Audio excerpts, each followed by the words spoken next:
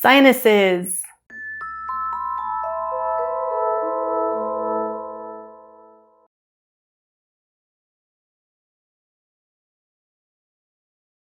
These are open spaces in your skull that make your skull lighter, allow for greater resonance of your voice, and serve an immunological function in releasing mucus to help defend against allergens and pathogens. Unfortunately, as humans evolved to have these huge brains, we lost real estate in our skulls and in our faces, shrinking our sinuses and narrowing our airways, limiting our ability to breathe well through our noses. And then the continued introduction of highly processed foods into our diet has allowed us to greatly bypass the process of chewing, causing us to lose bone mass in our faces, which would even support larger sinuses and wider airways in the first place. Also, processed foods are highly acidic, and when the body is too acidic, it tends to breathe more in order to shift the pH of the blood.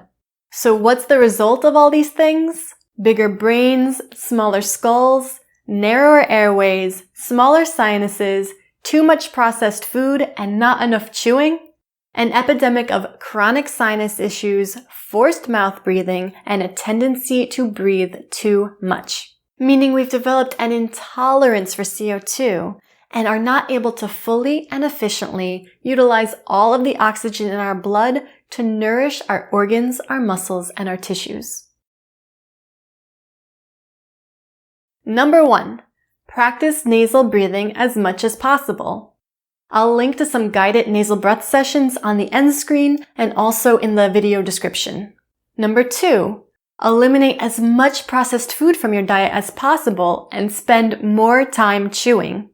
Chewing hard, unprocessed foods like crunchy veggies and nuts can help to stimulate bone growth in your maxillae, better supporting your paranasal sinuses. Number 3. Try to maintain proper resting oral posture.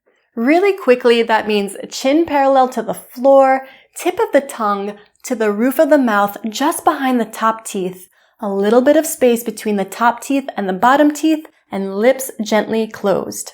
I teach more about this on my website, so I'll be sure to include that link for you in the video description. And then number 4, mouth taping. Gently taping your lips closed in order to encourage and retrain your nose to do its job as your primary organ of respiration. I'll link to a favorite tape for this task in the video description as well. That's it for today. I'll see you next time.